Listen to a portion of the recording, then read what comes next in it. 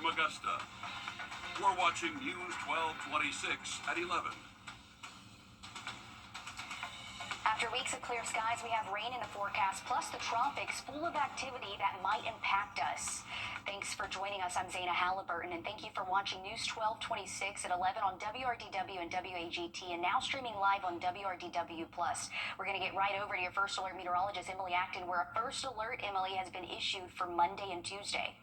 Yeah, Zaina, we have issued that first alert because we want everybody at home to go ahead and kind of have this in your mind as we go throughout the next couple of days that we have that potential for tropical impacts for us here in the CSRA, and that will come late Monday into Tuesday. So first alert in effect. Make sure you're telling your neighbors, your friends, family members, co-workers, things like that, that, hey, something we're keeping a close eye on now. Definitely want to have it on y'all's radar as well. Here's two different long-term models for us. This is going to be Monday around 8 p.m.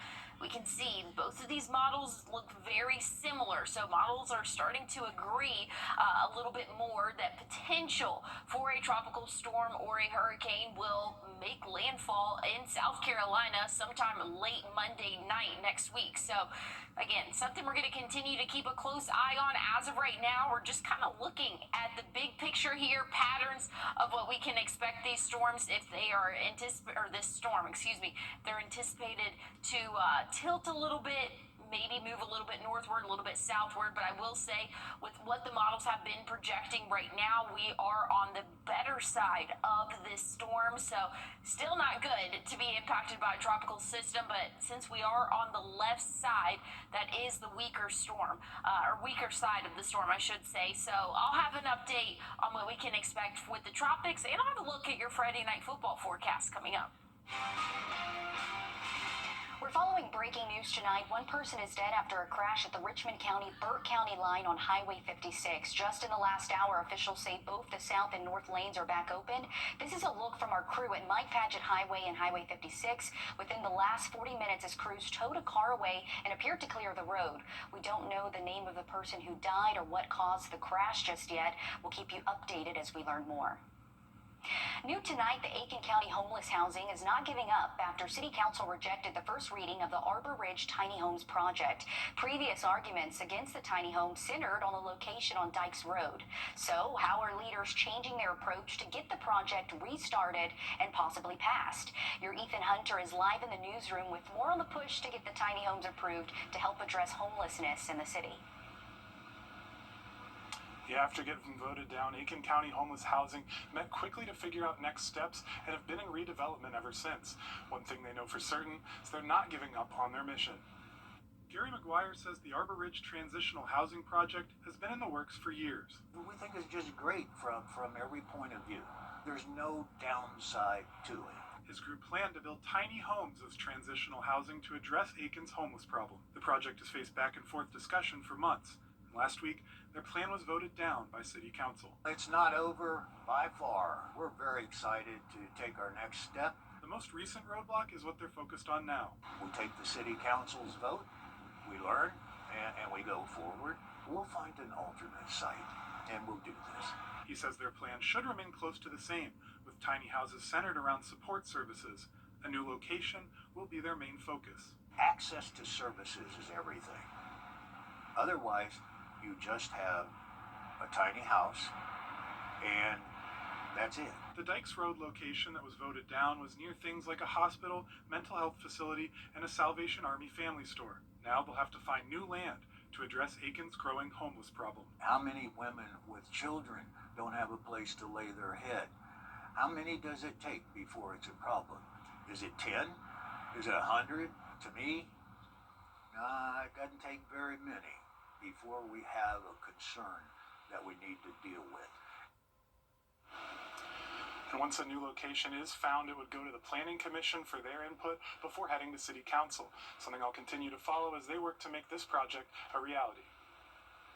Thank you, Ethan, for that update. Hopefully they can figure that out, get a new location so they can help those in Aiken that need assistance. Meanwhile, in Augusta, bridge builder communities say Augusta's tiny homes project is in progress. This is for teenagers aging out of the foster care system.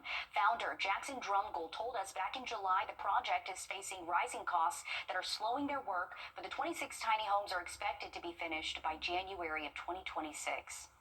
Tonight, there was supposed to be a public hearing on a possible hotel coming to Augusta, but the discussion was quickly passed over as leaders said they wanted to learn the extent of the damage to the building after a fire there about a week ago. That's because an arson investigation is still going on. This was the scene as crews responded to the fire on September 18th. The suspect in the arson is Cameron Perkins. Deputies say Perkins threatened to start another fire at the hotel. The possible hotel, rather. He faces multiple charges, including impersonating a law enforcement officer after claiming to be an FBI agent and first-degree arson. Downtown business owners came up with a plan to use the lot as additional parking during the construction downtown until the hotel is built. Well, we'll spend the next 4 weeks preparing for this hearing on October the 23rd, gathering additional evidence on the condition of the building and having a little bit better idea of the parking lot plans and timing going forward. And the building is located next to the Augusta Candle Company and right across from the Garden City Social Club. Authorities are searching for a 40-year-old suspect from a shooting in Thompson earlier this week. The GBI and Thompson Police Department are searching for Jimmy Mance. The GBI says one person was shot on Bussey Avenue on Tuesday morning. Mance is wanted for aggravated assault. Again, Mance is believed to be armed and dangerous. He may be driving a 2018 bronze Chevy Tahoe. Anyone with information can call the Thompson Police Department or GBI tip line with information. Former FBI Director James Comey has been indicted by a federal grand jury on 2 criminal. An Edgefield County Elementary school bus driver pulled over with a bus full of kids and taken into custody after a sobriety check. It happened as students were returning from a field trip. The bus was apparently in a group with other buses when authorities were contacted with concerns about the driver. They were concerned about a substance abuse issue and attempted to stop the bus, but the bus apparently did not stop at first while law enforcement pursued it until it pulled over. While we don't know what the charges could possibly be against the driver, we do know there were no injuries reported. And part of a statement to News 12 and to parents, the Edgefield County School District said this, quote, "We understand that you may have questions and concerns, and we want to assure you that the safety of our students was our first priority." New tonight, the ribbon was cut on the Center for Outdoor Recreation and Education at Augusta University. 3, 2, 1.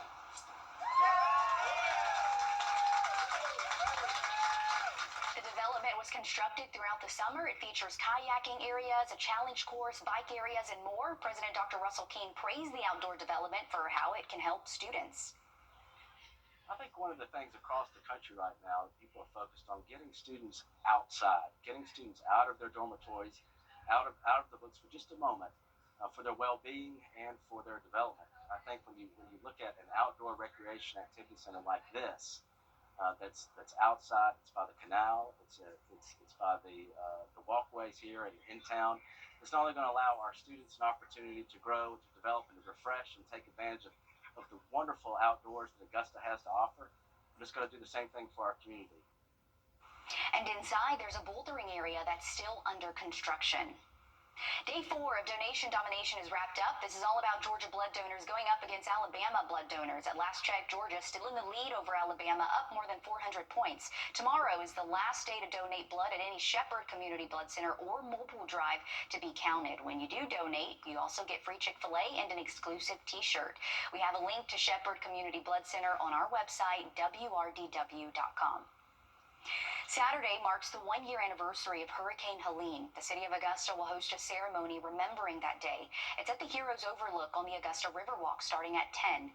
City leaders will honor the victims from Augusta who were killed during Helene.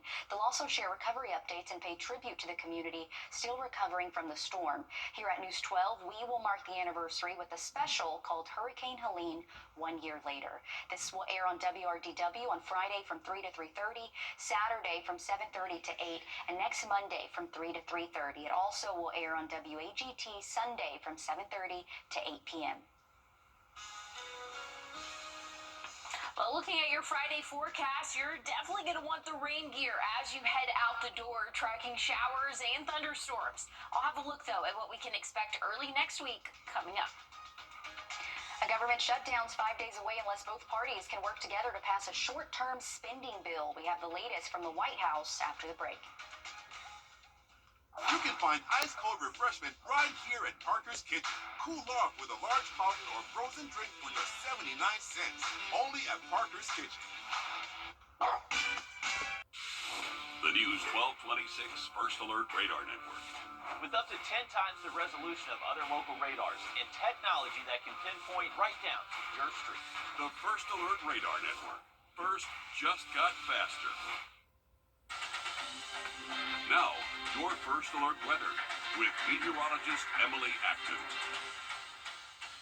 Well, we're tracking showers across the CSRA this evening. Very light showers, though, for us. So beneficial rainfall, not really seeing any thunderstorms. Now, that could be a different story as we go throughout the day tomorrow. As you're headed out the door, you're definitely going to want the rain gear with you, and you're going to keep it close all day. We are anticipating off and on showers and thunderstorms for us, so it's going to last into our evening and potentially impacting some of those Friday night football games. But just have the rain gear with you. Nothing we need to cancel any plans for.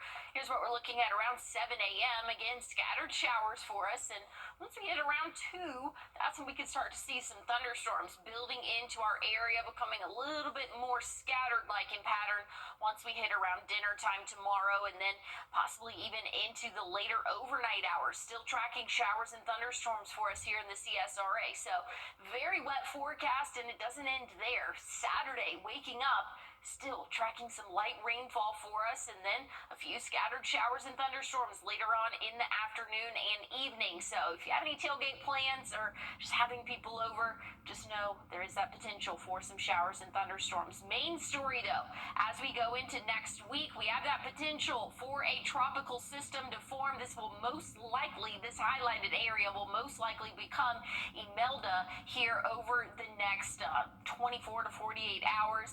Expected to track north and westward and could have that potential to impact us here in the CSRA. As of right now, 2 of our long-term models have it reaching the East Coast around South Carolina, again, late Monday night, right around 9 p.m. Again, exact timing, that's going to be something we'll have to wait until we get a little bit closer to time. But as of right now, these 2 models do have that system, again, expected to form into a tropical storm or possibly even a hurricane. And here's those spaghetti model plots. Has it moving through South Carolina. So I will say the good news is we're on the left side of this storm. If it sticks with this path, that means we're on the weaker side of it. But still a tropical system, so still something we're going to have to keep a close eye on for any sort of turn of that system once it does develop. Here's what we're looking at wind speed wise. Anywhere from 25 to 30 miles per hour next Monday and Tuesday. Again, that's going to be all determined on the exact path of what is eventually going to become Imelda. Looking at the 7-day forecast, still tracking those rain chances again tomorrow and Saturday, but that first alert is in effect for Monday. Make sure you're just staying up to date on the forecast as it will be tweaked as we get closer to time. Emily, right now you can scan the code here on your screen with your phone to download the First Alert weather app. You want to have this well in advance of Monday to keep you weather aware. You can also customize your alerts so you only get notifications that impact you. The countdown to a partial federal government shutdown. Still ahead, scientists are learning some secrets as to how the longest living woman in the world achieved such a long life before she passed. We hear from them about what they learned and how diet played a huge role next. And as we head to break, we're giving you a live look from Chicago and your winning lottery numbers.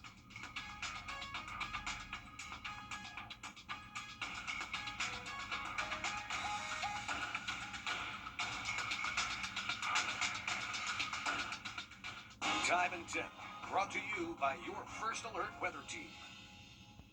Yeah, make sure. The oldest person in the world recently revealed her secret to a long life. She said, don't argue, take everything in stride, and do what you want. But are there more scientific explanations for longevity?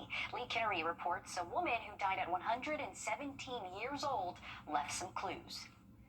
When Maria Brañas Morera died last year, she was the oldest known person in the world. But before she blew out the candles at 117, she asked doctors to study her. At the end, she liked to be a little bit the center of attention. Dr. Manel Esteyer analyzed Brañas' health and the food she swore by. What's so special about yogurt? There are many reasons why she lived that much and with good health.